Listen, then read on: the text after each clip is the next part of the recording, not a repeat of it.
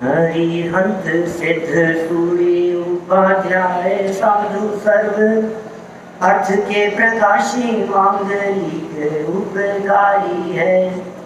तिनको स्वरूप जान राग थे भई जो भक्ति काय को नवाई स्तुति को उचारी है। धन धन तिन थे काज सब आज भये कर जोड़े बारे बारे वंदना हमारी है। मंगल कल्याण सुख ऐसो हम चाहत हैं। ओ मेरी ऐसी दशा जैसी तुम धारी है। ओ मेरी ऐसी दशा जैसी तुम धारी है। ओ मेरी ऐसी दशा जैसी तुम धारी है। दाई दीप जनायतन में पिछले 2 प्रवचनों में मैं आपके बीच तीर्थंकर परमात्मा जिनेंद्र देव की प्रतिमाएं जो यहाँ 720 विराजमान होने वाली हैं उनकी चर्चा अपेक्षित विस्तार से कर चुका हूँ। ढाई दीप जनायतन में कुल कितनी प्रतिमाएं विराजमान होंगी, वे प्रतिमाएं कहाँ कहाँ की है, ढाई द्वीप में अकृत्रिम जिनालय कहाँ कहाँ है, और इन सबसे पहले तो वास्तव में ढाई द्वीप कहाँ हैं, ढाई द्वीप की रचना कैसी है, यहाँ बनने वाली इस रचना में हमें क्या क्या बातें देखने और जानने को मिलेंगी, इन सब बातों के संदर्भ में मैं थोड़ी बहुत चर्चा आज आपके बीच में यहाँ प्रारंभ कर रहा हूँ। सामने लिखा है सर्वज्ञ कथित जनागम के आलोक में, माने यह बात अत्यंत स्पष्ट है कि जो भी चर्चा यहाँ की जा रही है, जो रचना यहाँ बनाई जा रही है, यह रचना सर्वज्ञ कथित जनागम के आलोक में बनाई जा रही है। इन सब का मूल स्रोत तो सर्वज्ञ परमात्मा है। यदि सर्वज्ञ परमात्मा को हटा दिया जावे, द्वादशांगमयी जनवाणी को बेस न बनाया जावे, तो इन सभी बातों के संदर्भ में आप प्रश्न ही खड़े करते रहेंगे कि ये सब किसने देखा, हमें तो दिखाई नहीं देता। चलिए हम चलते हैं सर्वज्ञ कथित इस जनागम की ओर। ये 3 लोक का एक दृश्य आपके सामने दिखाई दे रहा है। फ्रंट से देखने पर यह 3 लोक ऐसा दिखता है जैसा आपके स्क्रीन पर दिखाई दे रहा है।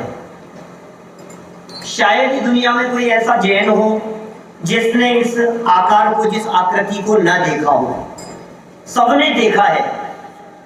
मैं तो कभी कभी यहां तक कहता हूं कि दुनिया में यदि आप अजैन लोगों से जाकर के भी मिलेंगे तो वे लोग भी तुरंत आपको यह बात कह देंगे, अरे इसमें क्या है, ये तो जैन प्रतीक है। क्योंकि हमारे यहाँ शादी विवाह के निमंत्रण पत्रों पर, इनविटेशन कार्ड पर सब जगह पर यह आकार बना हुआ दिखाई देता है, जिसे हिंदू मुसलमान सभी लोग पहचानते हैं और ये कहते हैं कि यह तो जैन प्रतीक है। ये लोक जैसा फ्रंट से दिखाई देता है, वास्तव में वैसा नहीं है। इस लोक का आकार साइड एंगल से देखने पर ऐसा दिखाई देता है। ये देखिए, आपको दिख रहा, माने हम आगे थे, सामने से देखने पर ऐसा देख रहे थे, और जैसे ही हम इसको साइड एंगल से देखते हैं तो लोक हमें इस प्रकार का दिखाई देता है।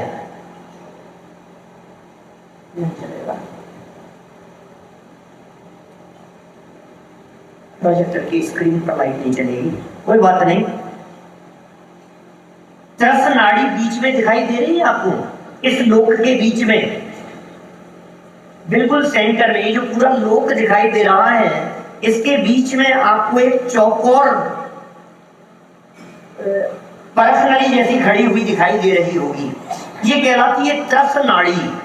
यदि इसी को हम दूसरे चित्र के माध्यम से देखें तो आप देख पा रहे हैं जो इस चित्र में स्काई ब्लू कलर में दिखाई दे रही है, वह है त्रस नाड़ी। स्वर्ग की रचनाएं, नरक की रचनाएं, मध्य लोक के जितने भी आकार प्रकार हैं, पर्वत, नदी, सरोवर, द्वीप, समुद्र, ये जितने भी आकार हैं, ये सभी आकार इस त्रस नाड़ी में ही दिखते हैं। सबसे पहले तीन लोक के सेंटर में ये त्रस नाड़ी, और इस त्रस नाड़ी में ही समस्त रचनाएं दिखती है। और इसी के बगल में आपको दिखाई दे रहा है एक सुमेरु पर्वत। यह सुमेरु पर्वत इस त्रस नाड़ी के बीच में सेंटर में है, और इस सुमेरु पर्वत के कारण ही यह पूरा लोक 3 भागों में बट गया। देखिए, कोई बात समझ में नहीं आए तो आप बीच में हाथ खड़ा करके पूछिएगा, लेकिन कंसेप्ट क्लियर होना चाहिए। मैं आपको 2.5 द्वीप तक ले जाने का प्रयास कर रहा हूं। 3 लोक में सेंटर में त्रस नाड़ी, और त्रस नाड़ी में भी बिल्कुल बीच में सुमेरु नाम का पर्वत। इस सुमेरु पर्वत के ऊपर एक बाल के अंतराल से ऊर्ध्व लोक शुरू हो जाता है। एक बाल का अंतर है, देवलोक शुरू हो जाता है ऊपर से एक बाल के अंतराल से। और इसी सुमेरु पर्वत के नीचे यदि हम उतरे तो एक बाल के गैप से ही अधोलोक शुरू हो जाता है। जितनी सुमेरु पर्वत की हाइट दिखती है उतना मध्य लोक है हाइट में। सुमेरु पर्वत से ऊपर ऊर्ध्व लोक, सुमेरु पर्वत के नीचे अधोलोक, और जितना सुमेरु पर्वत है उतनी हाइट वाला मध्य लोक। यह मध्य लोक कैसा है, इसकी रचना किस प्रकार की है, इसे यदि हम त्रस नाड़ी में ऊपर सेंटर से देखें तो ये पूरा का पूरा मध्य लोक ऐसे असंख्यात द्वीप और समुद्र दिखाई देते हैं, गोलाकार है। अभी देखिए, त्रस नाड़ी चौकोर थी, उस त्रस नाड़ी में ऊपर से पिक्चर लिया अपन ने, ध्यान देना। त्रस नाड़ी चौकोर थी। त्रस नाड़ी का जो आकार था उसे हम कह सकते हैं जस्ट लाइक आपके ट्यूबलाइट का कवर। ट्यूबलाइट घर में लगती है ना, जो ट्यूबलाइट, उस ट्यूबलाइट का जो कवर है, ट्यूबलाइट के निकाल देने के बाद उस कवर को खड़ा कीजिए तो जैसा आकार है वो आकार त्रस नाड़ी का है। लेकिन उस त्रस नाड़ी में से उस कवर पर जब ऊपर से पिक्चर लो तो अंदर कैसा दिखेगा, ऐसा चौकोर शेप दिखाई देगा जो मध्य लोक का आकार है। इस मध्य लोक में त्रस नाड़ी में ऊपर से देखने पर असंख्यात द्वीप और असंख्यात समुद्र दिखाई देते हैं, सब गोलाकार हैं। सेंटर में एक द्वीप, उसे घेर करके समुद्र, फिर द्वीप, फिर समुद्र, फिर द्वीप, फिर समुद्र, ऐसे गोल गोल गोल गोल घूमते हुए असंख्यात द्वीप और असंख्यात समुद्र हैं।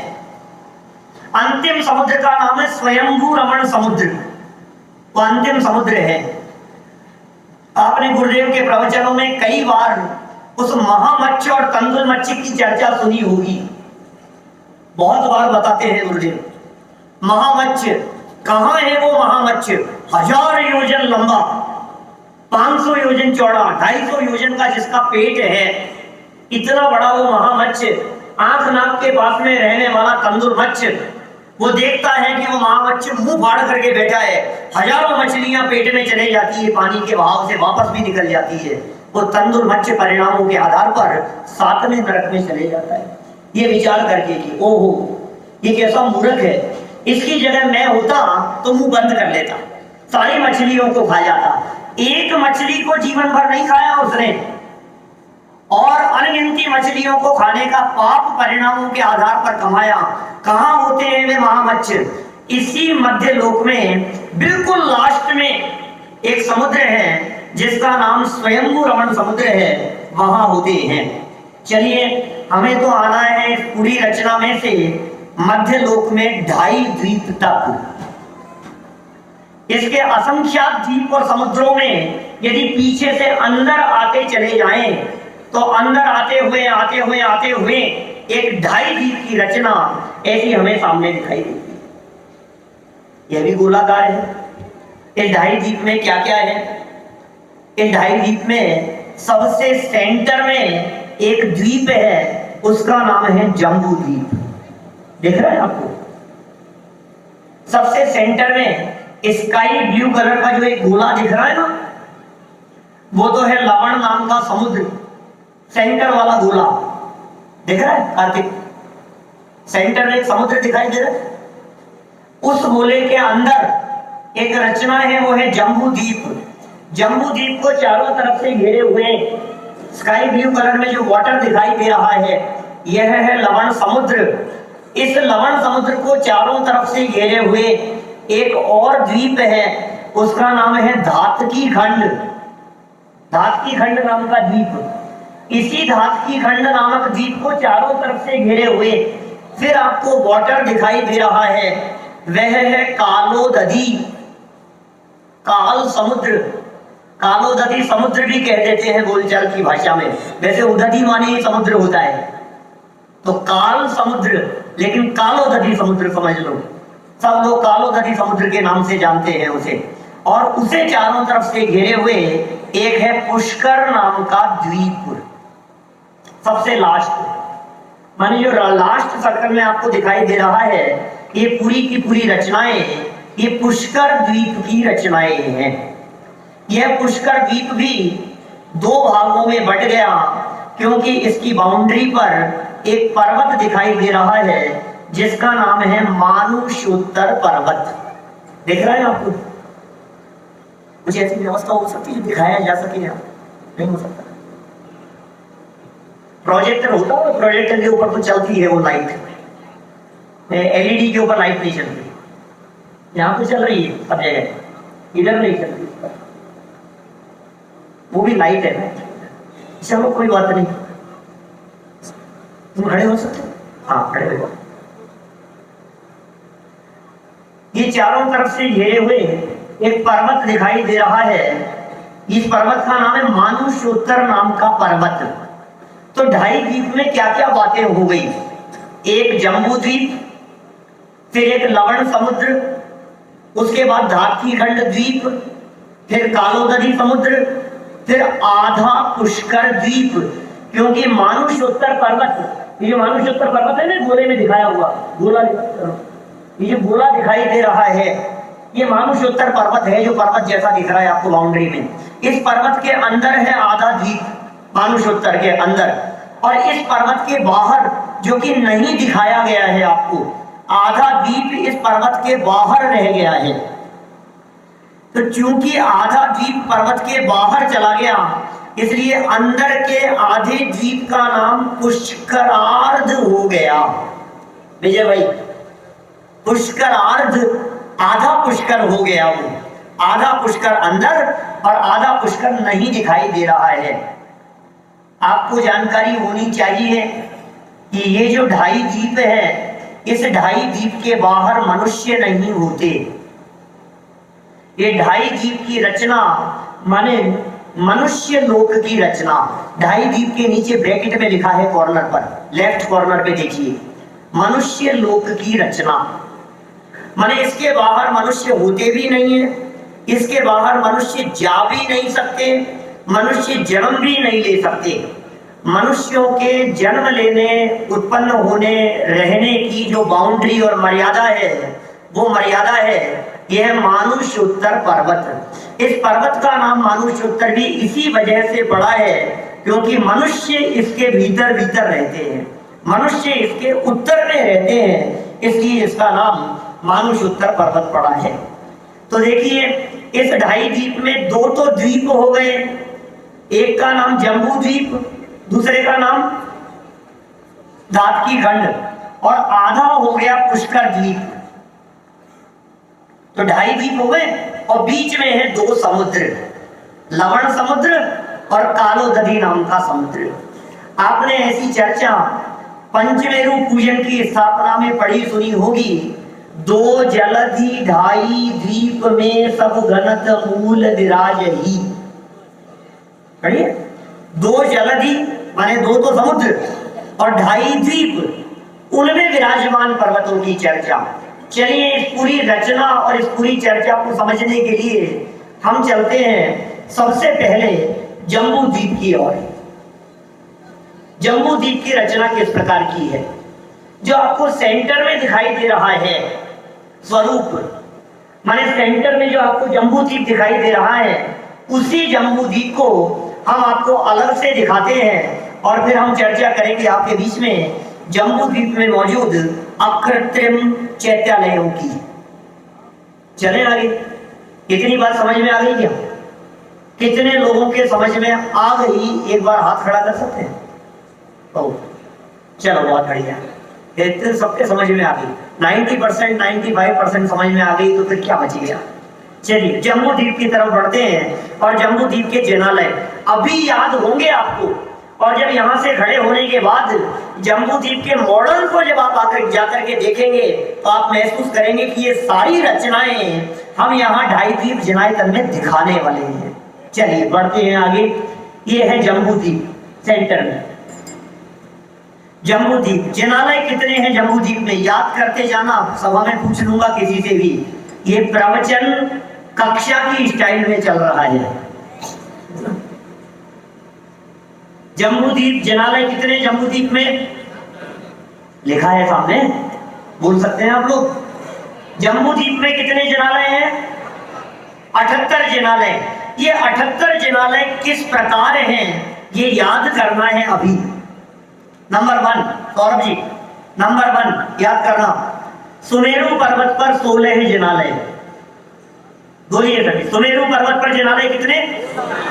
सुमेरु पर्वत पर 16 जिनालय। याद हो जाएगा, हो ही गया होगा। पांचों मेरु 80 जिनधाम हम बोलते हैं। अभी हम कोशिश करेंगे आपको सुमेरु पर्वत के ऊपर भी ले चलने की। 16 जिनालय सुमेरु पर्वत संबंधी। गजदंत जुड़े हुए हैं, गजदंत संबंधी हैं 4 जिनालय। सुमेरु पर्वत पर कितने? 16। गजदंत संबंधी कितने? 4 जिनालय। आगे बढ़े, टोटल कितने हो गए?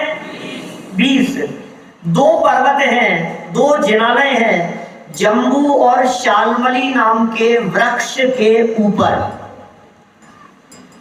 2 जिनालय, नाम क्या है? आवाज ही नहीं आ रही है। जम्बू और शाल्मली नाम के वृक्ष। 3 बातें याद हो गई? 4 हो गई। 3 सुमेरु पर्वत 16, गजदंत 4, जम्बू शाल्मली वृक्ष 2। इसके बाद में है 16 बख्शार पर्वत। 16 बख्शार। बख्शार ट्री नहीं है, बख्शार माउंटेन है, बख्शार पर्वत हैं। उन पर्वतों के ऊपर भी जिनालय हैं। 16 हैं ये हम बात कर रहे हैं आपसे जम्बू द्वीप के संदर्भ में। ठीक है, आगे बढ़े। इस बख्शार पर्वत के बाद है विजयार्ध नाम के पर्वत। ये है 34 विजयार्ध। और इसके पश्चात हम अंतिम बात आपसे कह रहे हैं जो याद रखनी है, यह है कुलाचल 6।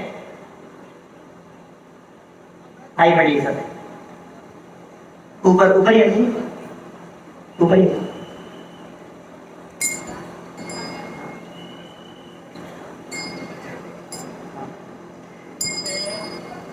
देखिए,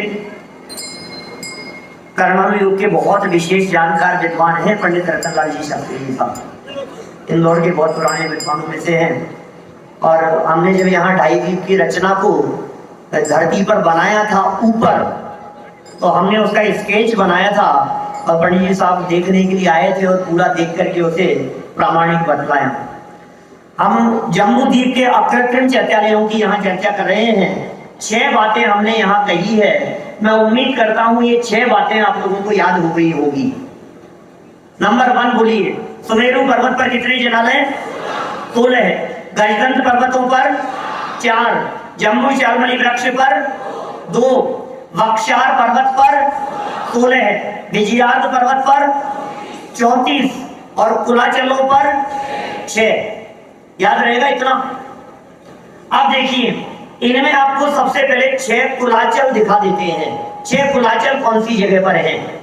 हमारे संकित जी यहाँ खड़े हैं। सबसे पहले एक पर्वत नीचे दिख रहा है, हिमवंत, नीचे और नीचे।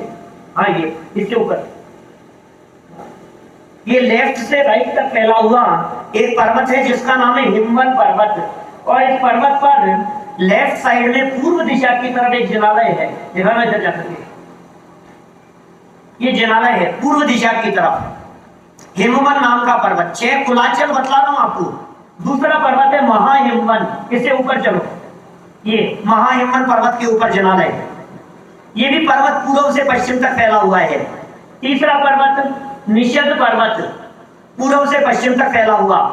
फिर नील पर्वत ऊपर दिखाई दे रहा है ब्लू कलर में, ये पर्वत, ये नील पर्वत है, यहाँ भी जनालय है। फिर है रुक्मी पर्वत, इससे ऊपर वाला, और उससे ऊपर है शिखरी नाम का पर्वत। ये 6 महापर्वत हैं जिन्हें 6 कुलाचल कह करके पुकारते हैं। इन 6 कुलाचलों के ऊपर 6 अकृत्रिम जनालय हैं, जिन पर अकृत्रिम प्रतिमाओं को हम यहाँ 2.5 द्वीप में विराजमान करेंगे, जिनके दर्शनों का लाभ हमारे को प्राप्त होगा। 6 कुलाचल। इसके आगे चले, विजयार्ध नाम के पर्वत, विजयार्ध पर्वत और बक्षार पर्वत, ये कहां कहां है? देखिए, 2 विजयार्ध पर्वत तो हैं भरत और ऐरावत क्षेत्र में। देखो, एक भरत क्षेत्र में नीचे ये पर्वत दिख रहा है सेंटर में, गोल गोल नहीं, ये लंबा खड़ा हुआ पूर्व पश्चिम, ये विजयार्ध पर्वत है, आगे लंबा लंबा, ये विजयार्ध नाम का पर्वत है। इसी तरह का विजयार्ध पर्वत एक आपको अपोजिट डायरेक्शन में सामने दिख रहा होगा ऐरावत क्षेत्र में ऊपर। ये 2 विजयार्ध पर्वत हो गए, बराबर। इनके अलावा 32 विजयार्ध पर्वत हैं विदेह क्षेत्र में। विदेह क्षेत्र में 32 विजयार्ध और 16 बक्षार पर्वत हैं। 32 विजयार्ध विदेह में, 2 विजयार्ध भरत और ऐरावत के मिलाकर टोटल हो गए 34 विजयार्ध। हम 78 समझा रहे हैं आपको, 78 समझा रहे हैं। 78 में हमने नीचे के 6 कुलाचल देख लिए, 6 कुलाचलों के बाद में विजयार्ध और बक्षार देखिए। यहां देखिए, कुछ क्लियर दिख रहा है क्या आपको? हमने ये जो जम्बू द्वीप का जो एरिया था, इस जम्बू द्वीप के एरिया को सेंटर में से काटकर 16 बक्षार और विजयार्ध दिखाने के लिए यहां सामने रख दिया। इनमें 16 बक्षार पर्वत उत्तर और दक्षिण में खड़े हुए हैं, इस तरह से उत्तर दक्षिण खड़े हुए, ऊपर नीचे। ये दिख रहे हैं कितने हैं? देखो इधर से गिनो, लेफ्ट से 1, फिर 2, 3, 4 नीचे हैं, 8 हो गए, और 8 इसी तरह से ईस्ट में है। इस तरह 16 बक्षार पर्वत, और इन पर्वतों पर भी आप देख पा रहे होंगे एक एक अकृत्रिम जिनालय है। तो 16 जिनालय बक्षार पर्वतों के ऊपर, और 34 है विजयार्ध, 34 विजयार्ध है। याद रखना वो 6 बातें। 34 विजयार्ध में से 2 तो भरत ऐरावत के हो गए, और 32 विजयार्ध पर्वत हैं विदेश क्षेत्र की नगरियों में, सेंटर में। देखा ना, ऐसे ऐसा, हाँ, ये नीचे नीचे बीच में आड़ा जो पर्वत है, ये पर्वत। फिर इसी तरह से और आगे बढ़ो, दूर उसके आगे 8 है ये लाइन से, मुझे खड़ा होना पड़ेगा। कोई है और जानकार? ये जो दिख रहे हैं ऐसे खड़े हुए हैं, ये 2, फिर उसके आगे तीसरा, 3, 4, 5, 6, 7, 8, ये 8 है विजयार्ध नाम के पर्वत। 8 ऊपर है और 8 और है, देखो दिखा रहे हैं आपको चर्चित की। इसी तरह से 9, 10, 11, 12, 13, 14, 15, 16, 17, 18, 19, 20, 21, 22, 23, 24, और फिर इधर चलेंगे तो 25, 26, 27, 28, 29, 30, 31 और 32। मैं बहुत संक्षेप में समझाने का प्रयास कर रहा हूं, आप सिर्फ मोटा मोटा आपको आइडिया लगे कि हम आखिर कहां खड़े हैं। तो हमने 3 बातें देखी है यहां तक। कौन कौन सी 3 बातें देखी? 6 कुलाचल, बक्षार 16 और विजयार्ध 34। इसके आगे चलते हैं, 4 हैं गजदंत नाम के पर्वत। ये जो सुमेरु पर्वत था ना इस पिछले दृश्य में, सेंटर में एक सुमेरु नाम का पर्वत, इस सुमेरु पर्वत से जुड़े हुए 4 पर्वत हैं जो गजदंत पर्वत कहलाते हैं। इन गजदंत पर्वतों का दृश्य ऐसा दिखता है। अब तो दिख रहे बिल्कुल क्लियर, बीच में सुमेरु नाम का पर्वत, और सुमेरु पर्वत से जुड़े हुए हैं ये 4 गजदंत नाम के पर्वत। गज माने होता है हाथी और दंत माने होता है दांत। जो पर्वत हाथी दांत के समान हो वे पर्वत गजदंत पर्वत कहलाते हैं। इन गजदंत पर्वतों के ऊपर मंदिर कितने बतलाए थे? 4। माने एक एक पर्वत पर एक एक, तो 4 हो गए गजदंत पर्वत संबंधी। ऊपर जो सुमेरु पर्वत अपने बने हुए हैं उन सुमेरु पर्वतों से जुड़े हुए ये गजदंत पर्वत बनेंगे जिन पर अकृत्रिम जिनालय होंगे 4। इसके बाद में हमने आपको बताया 2 वृक्ष हैं, जम्बू और शाल्मली नाम के वृक्ष। इन्हीं गजदंत पर्वतों के बीच में दिख रहे हैं आपको, नॉर्थ ईस्ट में दिख रहा है ऊपर जम्बू वृक्ष और दूसरा है शाल्मली नाम का वृक्ष। इन दोनों वृक्षों के ऊपर भी ये वृक्ष पृथ्वी कायिक है। ये ऐसे वृक्ष हैं, देखिए ये जम्बू वृक्ष, ये जम्बू वृक्ष 4 प्रमुख शाखाएं पृथ्वी कायिक है। इसी जम्बू वृक्ष के नाम से हमारे द्वीप का नाम जम्बू द्वीप पड़ा है। इसकी ऊंचाई 8 योजन की है, 4 प्रमुख शाखाएं हैं, एक शाखा के ऊपर मंदिर और 3 शाखाओं के ऊपर भवन बने हुए हैं। इतनी बातें कुछ समझ में आ रही? थोड़ी थोड़ी है? अभी ये 78 याद होंगे। मैं आपको ले चलूंगा पूरे 2.5 जी के जिनालयों तक। मिनट है मेरे पास में 15। इस प्रकरण को समझाता हूं मैं 10 दिन में, जो आपको समझा रहा हूं यहाँ 45 मिनट में। चलो आगे चलते हैं। अभी तक हमने 6 में से 5 बातें देख ली। वापस बोलो 6 बातें। जम्बू द्वीप के 78 जिनालय। नंबर 1 क्या क्या थे? 6 कुलाचल, ठीक है। दूसरे नंबर पे 16 बख्शार, फिर 34 विजयार्ध, फिर वृक्ष जम्बू और शाल्मली 2 वृक्ष, फिर इसके अलावा 4 गजदंत और फिर है 16 सुमेरु पर्वत के ऊपर जिनालय। इस तरह कुल 78 जिनालय जम्बू द्वीप में हैं। चलिए सुमेरु पर्वत के जिनालयों को आपको थोड़ा फास्ट दिखाते हैं हम और फिर बढ़ेंगे और आगे। यह है सुमेरु पर्वत, बहुत अद्भुत दृश्य इस मेरु पर्वत के हम आपको यहाँ आगे दिखाने वाले हैं। मेरु पर्वत के जिनालय। इस सुमेरु पर्वत की रचना में ग्राउंड लेवल पर तो है भद्रसाल नाम का वन। यह है जमीन पर, दिख रहा है आपको लिखा हुआ, जमीन पर भद्रसाल का वन है। याद करते जाना सुमेरु पर्वत के जिनालय। जमीन पे भद्रसाल वन। इससे 500 योजन ऊपर जावे तो है नंदन वन, ये 500 योजन ऊपर है। और इससे 62,500 योजन ऊपर जावे तो एक और वन है जिसका नाम है सोमनस वन। और इस सोमनस वन से भी 36,000 योजन ऊपर जावे तो एक और वन है जिसका नाम है पांडुप वन।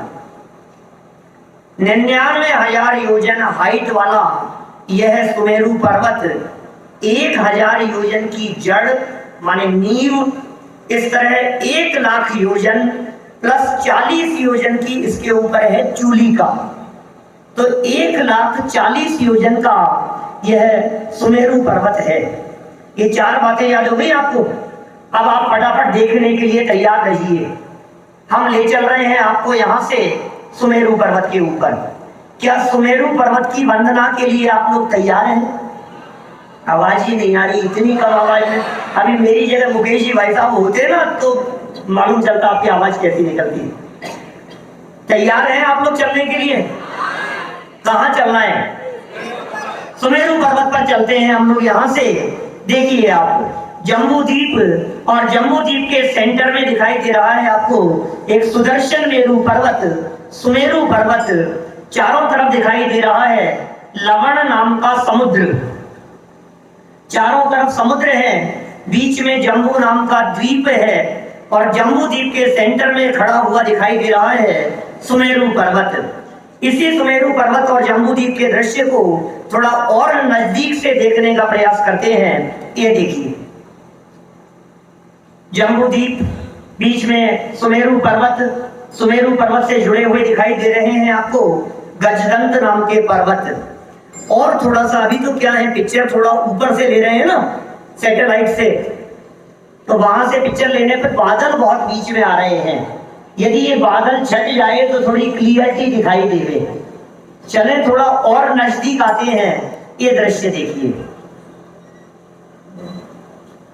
बीच में सुमेरु पर्वत, चारों तरफ गजदंत पर्वत।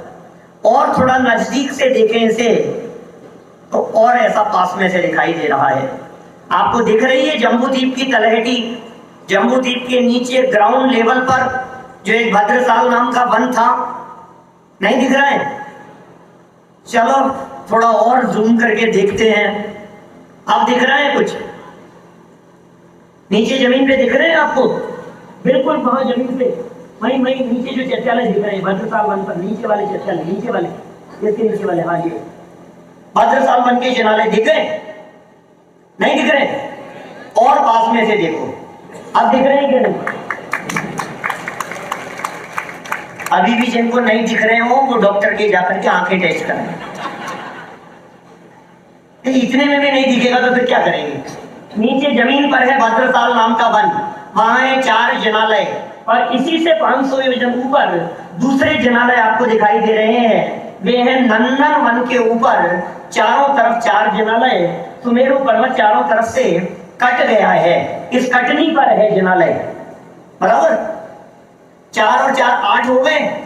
इससे ऊपर चले 62,500 योजन ऊपर जाने पर एक तीसरा वन है जिसका नाम है सोमनस नाम का वन।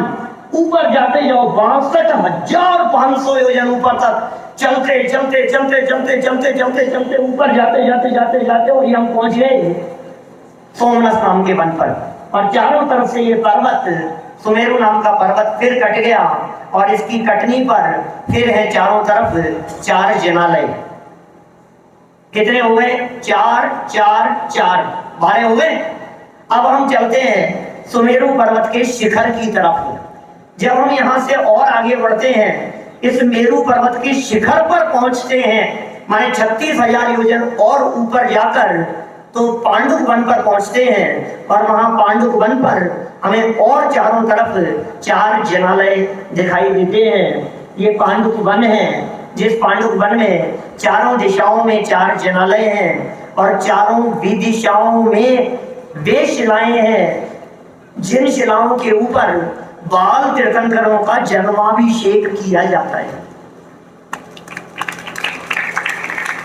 इन शिलाओं पर बाल तीर्थंकर को ले जाते हैं, जन्म होते ही जन्मता बालक और सुमेरु पर्वत पर ले गए ऐरावत हाथी पर बैठा कर और पांडुक वन में ले जाते ना, पांडुक शिला पे अपन, ये पांडुक शिलाएं हैं। यहाँ ये पांडुक नाम का वन है, चारों दिशाओं में 4 शिलाएं दिखाई दे रही है। इन शिलाओं में बीच वाले आसन पर तीर्थंकर को विराजमान करते हैं, बाल तीर्थंकर को, और दोनों साइड खड़े होते हैं सौधर्म और ईशान इंद्र। और 1008 कलशों से बाल तीर्थंकर का किया जाता है जन्माभिषेक।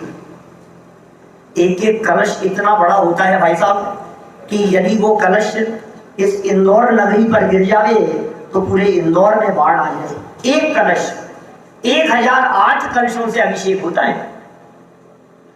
माने बाल तीर्थंकर के जन्माभिषेक से जिनका अभिषेक यहाँ होता है, उनके नवन किए हुए जल से ये पंचमेरु पर्वत तीर्थ बन गए। पंचमेरु की पूजन में आप लोग बोलते होंगे, स्थापना का छंद है, तीर्थंकरों के नमन जलते भय तीरथ सर्वदा, ताते प्रदक्षिण देत सुरगण पंचमेरुन की सदा। क्या ये तीर्थंकरों के नमन किए हुए जल से ये 5 मेरु पर्वत तीर्थ बन गए हैं।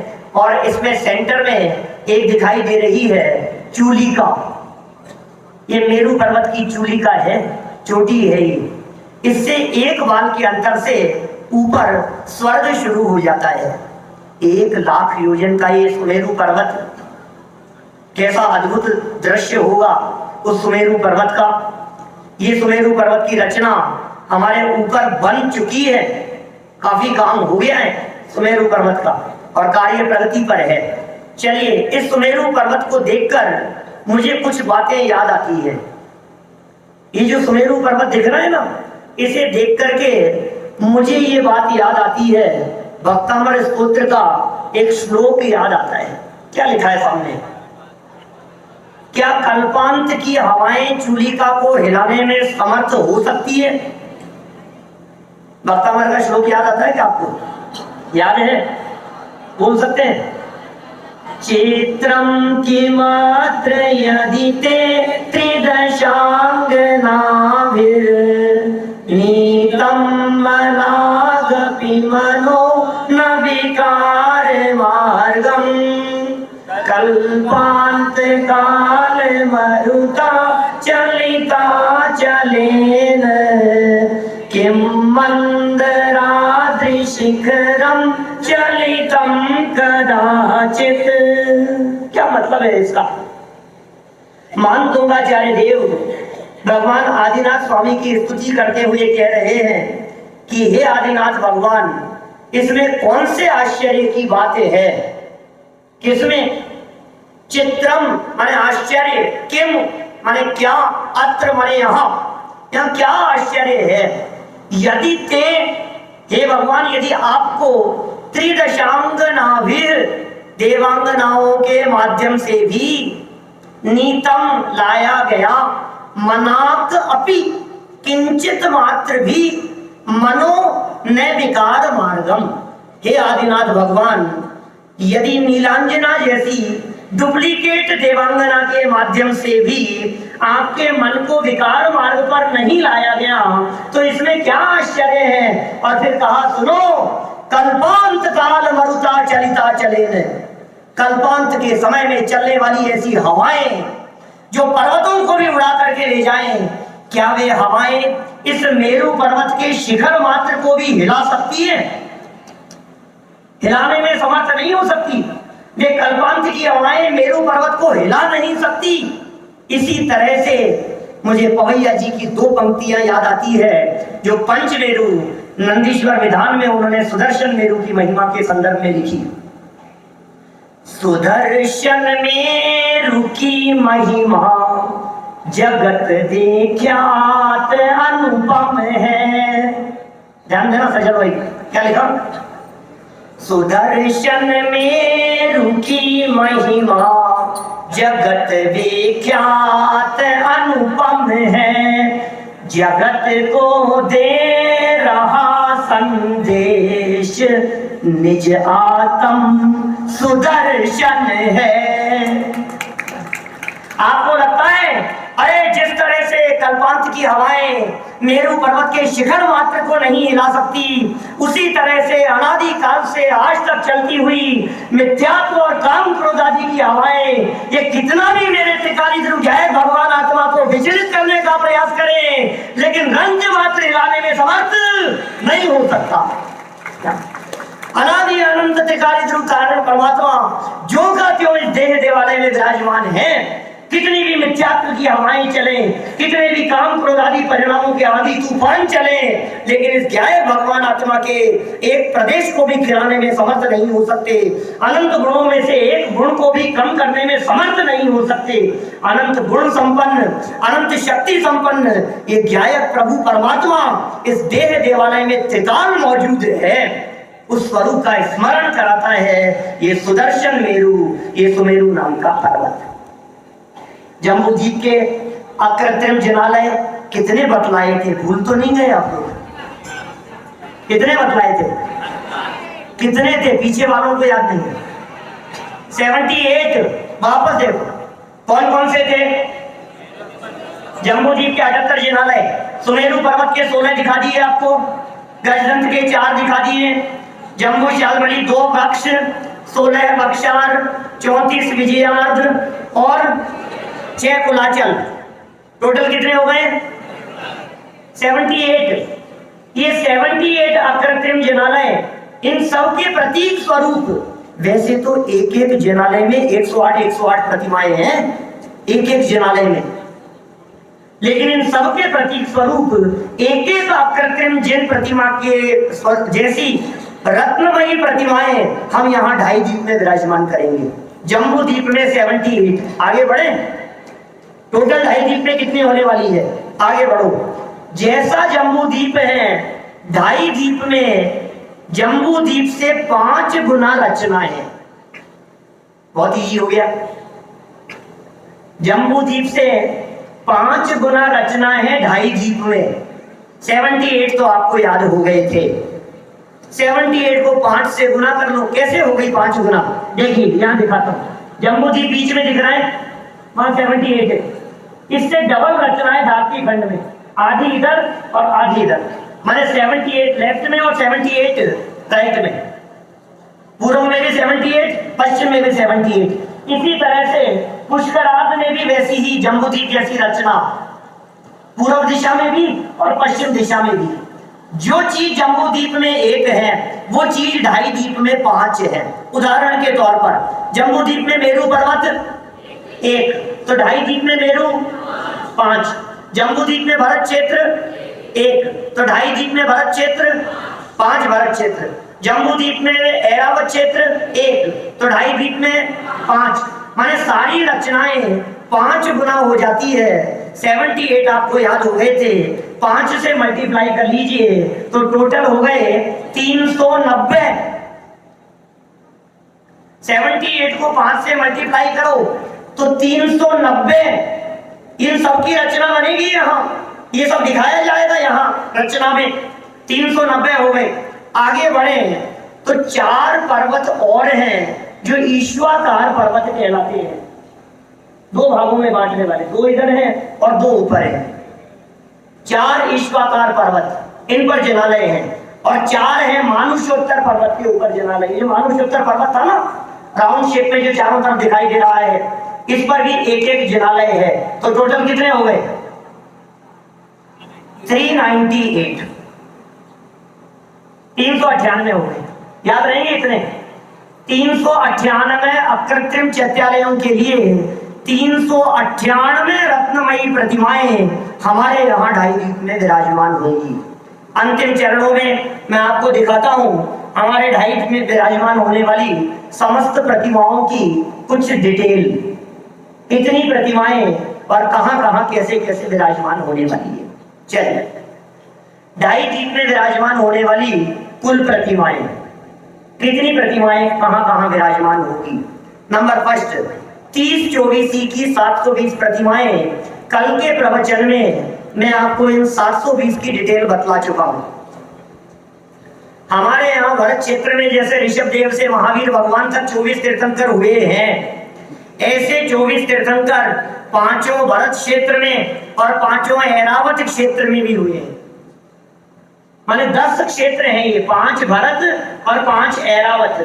10 क्षेत्रों में वर्तमान की 24, माने 10 24, 10 क्षेत्रों में भूतकाल की 24, 10 क्षेत्रों में भविष्य की 24, तो टोटल 30 24 के 720 जिन मंदिर, जिन प्रतिमाएं या तीर्थंकर होंगे, जिन्हें 30 24 के नाम से कहा जाता है। ये 30 24 हमारे ऊपर बनने वाली ढाई द्वीप की रचना में दीवार के चारों तरफ जो 30 वेदियां लग चुकी है, वे आपको जब ऊपर चलेंगे अभी तो आपको देखने का लाभ प्राप्त होगा। वो 30 24 की 720 प्रतिमाएं यहाँ विराजमान होने वाली है।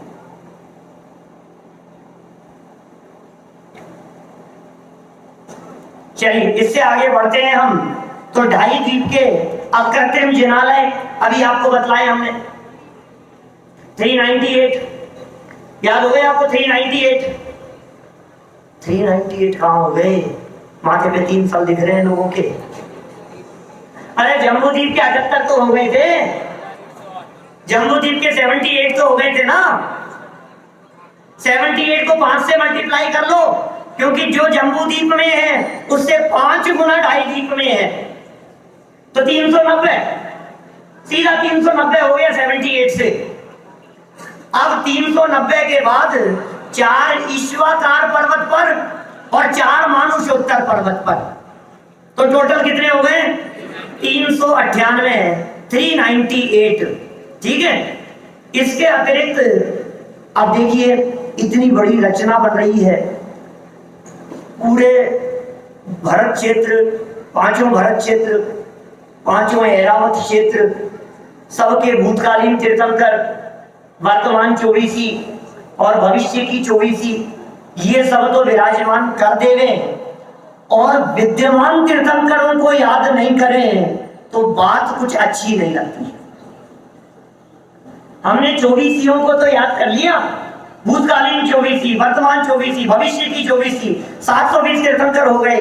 ढाई द्वीप में जितने अकृत्रिम चैत्यालय हैं, कितने हैं? 398, सबके अकृत्रिम चैत्यालयों की प्रतिमाएं विराजमान हो गई। लेकिन भाई साहब, विद्यमान श्री 20 तीर्थंकर सिद्ध प्रभु के, ये रोजाना हम बोलते हैं, उन विद्यमान 20 तीर्थंकरों की प्रतिमाओं का क्या होगा? तो फिर भाव बनाया गया और मुकेश जी भाई साहब ने कहा कि नहीं, इस ढाई द्वीप में जहां जहां तीर्थंकर मौजूद हैं, विद्यमान 20 तीर्थंकर, उनकी 20 प्रतिमाएं भी सीमंदर स्वामी, युगमंदर स्वामी, बाहु, सुबाहु, स्वयंप्रभ, संजातक, सबकी प्रतिमाएं विराजमान होनी चाहिए।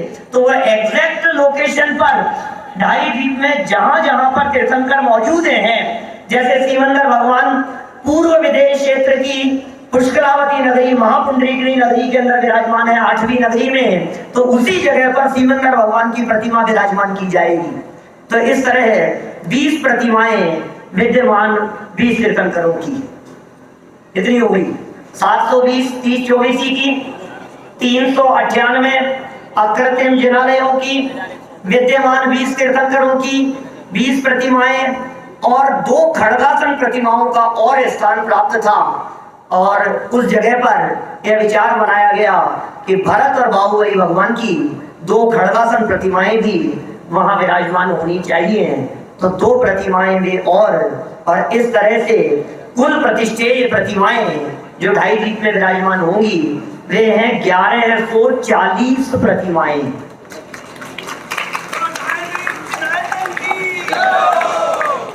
ये जो 1140 प्रतिमाएं हैं, इनके अतिरिक्त नीचे अब फिर विचार बनाया गया कि साहब ये सारी प्रतिमाएं और ये सब तो ऊपर ढाई द्वीप में विराजमान हो जाएगा और वहां तो पूजन भक्ति हो नहीं सकती है। ढाई द्वीप की रचना बन गई है, बड़ा विधान कराना हो तो वहां कैसे विधान हो सकता है? तो उसके लिए जरूरत है किसी बड़े हॉल में प्रतिमा विराजमान होने की। तो फिर विचार बनाकर स्फटिक मणि की विशेष प्रतिमा के साथ में गोल्ड और सिल्वर की 2 प्रतिमाओं को साथ में लेकर 3 और प्रतिमाएं स्वाध्याय हॉल में, जिसका आज वेदी शिलान्यास का महोत्सव हम मनाने जा रहे हैं, वो नीचे स्वाध्याय हॉल में भी विराजमान होंगी। तो 1143 प्रतिमाएं हमारे यहाँ इस ढाई द्वीप में विराजमान होने वाली है। इस ढाई द्वीप का पूरा रचना, इसका जो मॉडल है, यद्यपि यहाँ बनने वाला ढाई द्वीप वो भी मॉडल है जो 134 फीट लंबाई चौड़ाई में बन रहा है, वो भी मॉडल है। लेकिन उसका भी एक छोटा मॉडल जिसका आज अनावरण किया जाएगा, जो बनकर के हमारे बीच में यहाँ तैयार होकर के आ गया है, उसका भी दृश्य आपको यहाँ दिखा रहा हूँ। ये ऐसा दृश्य, ये मॉडल बनकर के आया है जिसे आपको अभी देखने का अवसर प्राप्त होगा। भाई साहब, ये ढाई द्वीप की सारी रचनाएं, ये ढाई द्वीप की सारी चर्चाएं, ये अकृत्रिम है, ये शाश्वत है, ये अनादि अनंत है, ये ध्रुव है, ये अकृत्रिम प्रतिमाएं और ये अकृत्रिम रचनाएं, इन्हें देखकर जो भव्य जीव भाव पूर्वक उन्हें देखते हैं, उन्हें न केवल अकृत्रिम प्रतिमाओं की महिमा आती है, अकृत्रिम प्रतिमाओं को देखकर अकृत्रिम स्वभाव की महिमा आती है। हमारा ज्ञायक भाव भी अकृत्रिम है। हमारे त्रिकालीन ज्ञायक भगवान आत्मा को भी किसी ने बनाया नहीं है, उसको कोई जन्म देने वाला नहीं है।